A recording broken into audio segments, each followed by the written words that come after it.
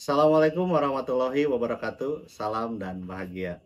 Profesi sebagai ASN masih menjadi profesi yang sangat didamba-dambakan oleh setiap orang yang ada di Indonesia. Betapa tidak, dengan kerja yang mungkin menurut mereka seperti itu dapat menghasilkan finansial yang cukup lumayan. Ditambah beban kerja yang menurut mereka tidak begitu berat. Nah, akan tetapi untuk fresh graduate yang terutama mahasiswa lulusan pendidikan ini menjadi sebuah penghalang. Kenapa? Karena di tahun 2024 pemerintah melalui BKN memutuskan untuk tidak lagi menerima guru honor ataupun tenaga honor di sekolah. Pemerintah resmi menghapus pegawai honorer dari instansinya mulai tahun 2024. Nah, ini jelas sekali sangat berseberangan. Di satu sisi, sebuah keinginan menjadi seorang ASN itu sangat kuat, tapi di satu sisi, terutama untuk yang fresh graduate dari dunia jurusan pendidikan, terbatasi oleh peraturan pemerintah ini. Nah, maka dari itu, timbullah pertanyaan, seharusnya ketika kita menjadi seorang sarjana pendidikan, harus seperti apa? Kalau memang sekarang jalur untuk menjadi ASN dari seorang guru itu tertutup. Sebetulnya pejuang sipil yang berbahagia, ada beberapa hal yang bisa dilakukan oleh seorang sarjana pendidikan apabila dia masih berharap menjadi seorang PNS atau ASN sekarang ya. Karena kita ketahui sendiri bahwa di Indonesia itu bukan hanya ada PNS, akan tetapi ada juga yang namanya P3K. Nah gini, ketika kalian keluar dari universitas dan mendapat gelar sarjana, terutama yang sarjana pendidikan, kalau bisa ini jangan langsung mencari sekolah yang menerima honor gitu kan, karena kalaupun ada sekolah yang menerima honor itu pasti jalur belakang, dalam artian Anda bekerja sebagai guru akan tetapi secara database Anda tidak diakui. Nah, bagaimana menyiasatinya? Salah satunya yaitu ketika rekan-rekan menjadi sarjana pendidikan, ikuti yang namanya PPG Prajabatan. Nah, mungkin sebagian di sini sudah ada yang tahu PPG Prajabatan itu seperti apa. Dan ya ini untuk yang tidak tahu saja, PPG Prajabatan itu merupakan pendidikan setelah sarjana yang dilakukan oleh Kementerian Pendidikan untuk mencetak guru-guru profesional. Yang nantinya guru profesional tersebut akan dibuktikan dengan yang namanya sertifikat pendidik. Nah, ketika rekan-rekan sudah lulus, kemudian rekan-rekan mengikuti seleksi PPG Prajabatan, banyak sekali keuntungan yang memang akan didapatkan oleh rekan-rekan. Salah satunya, ketika rekan-rekan nantinya sudah lulus menjadi seorang guru yang profesional dan dibuktikan dengan sertifikat tadi, itu sudah bisa dipastikan bahwa rekan-rekan sudah mendapat porsi untuk ditempatkan menjadi ASN. Ya mungkin kalau sekarang regulasinya yang masih berjalan P3K untuk guru itu. Kenapa saya menganjurkan untuk mengambil PPG Prajabatan terlebih dahulu? Ya tadi, ketika sudah lulus, sekarang pintu untuk menjadi tenaga honorer, terutama guru, ini sudah ditutup. Kalaupun ada sekolah yang berani membuka mengangkat tenaga honorer, maka sudah bisa dipastikan sekolah tersebut nanti yang akan kena melanggar peraturan tadi gitu. Nah, seperti yang saya katakan, hari ini alhamdulillah saya sendiri pribadi sudah menjadi ASN, tepatnya di Kabupaten Bandung, unit kerjanya di salah satu sekolah yang ada di Desa Nagrak. Dulu ketika rekrutmen P3K ini dilakukan melalui testing. Nah, sekarang pun setelah saya memperhatikan di media-media massa, bahwasanya di 2024 pemerintah melalui Menpan RB juga akan melaksanakan seleksi ASN itu menggunakan cara yang sama, yaitu menggunakan CAT. Nah, perlu diketahui dulu ketika seleksi P3K, seleksi ASN P3K, ada beberapa tahap yang memang saya lakukan. Sehingga alhamdulillah pada kesempatan kali ini saya bisa menjadi seorang ASN P3K. Salah satunya yang paling pertama yaitu kita akan mendaftar melalui situs CASN.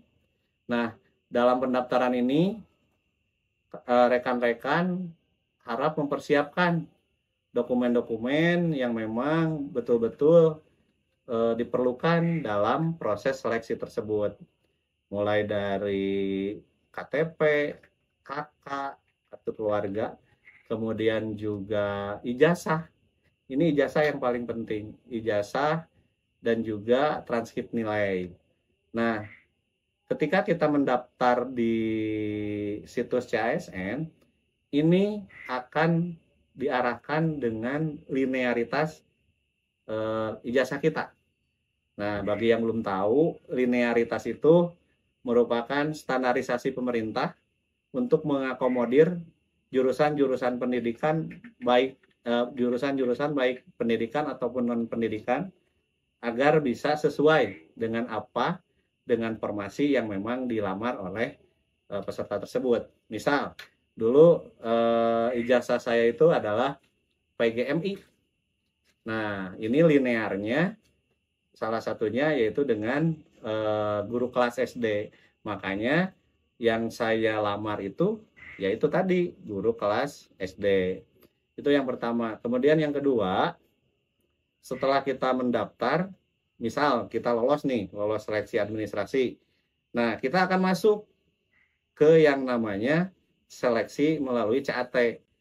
Nah, seleksi melalui CAT ini dibagi menjadi 4 kisi-kisi. Kisi-kisi yang pertama adalah kompetensi teknik atau teknis. Nah, kompetensi teknis ini disajikan dalam bentuk banyak. Ada studi kasus, ada juga tentang teori-teori pembelajaran, mulai dari konstruktivisme, behaviorisme, dan lain sebagainya. Nah, diharapkan rekan-rekan bisa mengingat kembali atau memahami kembali teori-teori pembelajaran. Nah, selain itu juga, selain kompetensi teknis, ada juga kompetensi manajerial. Nah, kalau di kompetensi manajerial ini, pertanyaan-pertanyaan yang muncul nanti lebih bersifat kepada manajemen kita terhadap diri kita ketika kita menjadi seorang pegawai. Misal, integritas, tanggung jawab, kemudian juga pelayanan publik. Nah, materi-materi tersebut disajikan dalam bentuk narasi yang memang narasinya itu lumayan panjang, dan di akhir ada pertanyaan yang memang ada kaitannya dengan manajerial kita. Nah, itu yang kedua. Kemudian yang ketiga, selain kompetensi teknis dan kompetensi manajerial, ada juga kompetensi sosiokultural. Nah, sosiokultural ini merupakan materi-materi kompetensi yang harus kita miliki ketika kita menjadi seorang pegawai negeri sipil ataupun pegawai pemerintah dengan perjanjian kerja yang berkaitan dengan orang lain. Makanya sosial kultural, mulai dari kepekaan kita terhadap lembaga, kepekaan kita terhadap pimpinan, atau bahkan kepekaan kita terhadap rekan kerja kita. Nah ini yang ketiga. Kemudian yang keempat terakhir ini pertanyaan dalam bentuk wawancara. Jadi wawancara, akan tetapi wawancara tersebut dimuat dalam bentuk teks. Nah, setelah mengikuti ujian tersebut, baru nanti masuk ke tahap selanjutnya, yaitu pengumuman. Sedikit tips dari saya agar kita bisa lolos dalam CAT ini.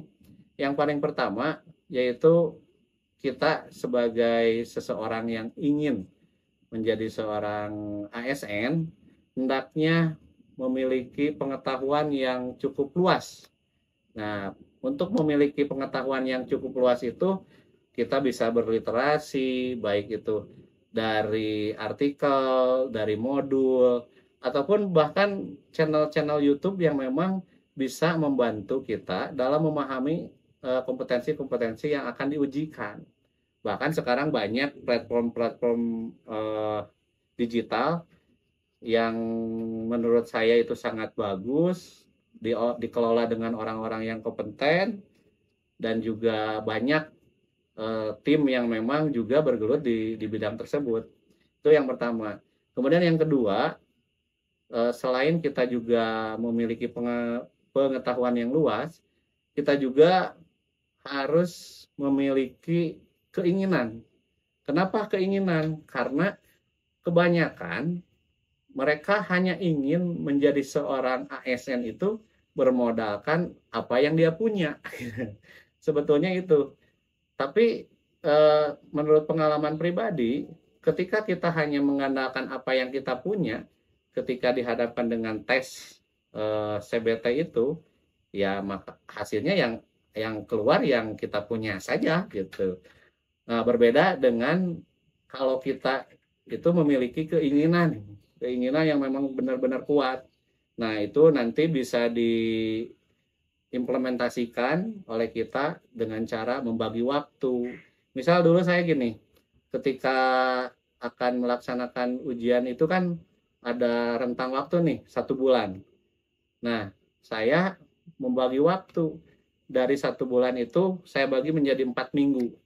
Setiap 1 minggu minimal saya harus 8 jam untuk mengeksplorasi materi-materi yang memungkinkan hadir di soal tersebut. 8 jam bebas, itu mau hari Senin 2 jam, Selasa 2 jam, Rabu 2 jam, yang penting kita punya target. Nah, dengan kita punya target seperti itu, insya Allah kita akan siap menghadapi seleksi CASN ini. Dan selebihnya terakhir, yang paling penting yaitu adalah berdoa ya. Jangan lupa. Kenapa? Karena pada hakikatnya manusia hanyalah bisa berusaha, akan tetapi Allah Subhanahu wa Ta'ala yang menentukan segalanya. Mungkin itu saja pada kesempatan kali ini. Banyak sekali hal-hal yang bisa nantinya kita eksplorasi lagi, banyak hal yang memang nanti kita bisa pelajari bersama, terutama kepada rekan-rekan yang memang dari dalam dirinya memiliki keinginan untuk menjadi seorang abdi negara. Sekian yang dapat saya sampaikan, salam dan bahagia.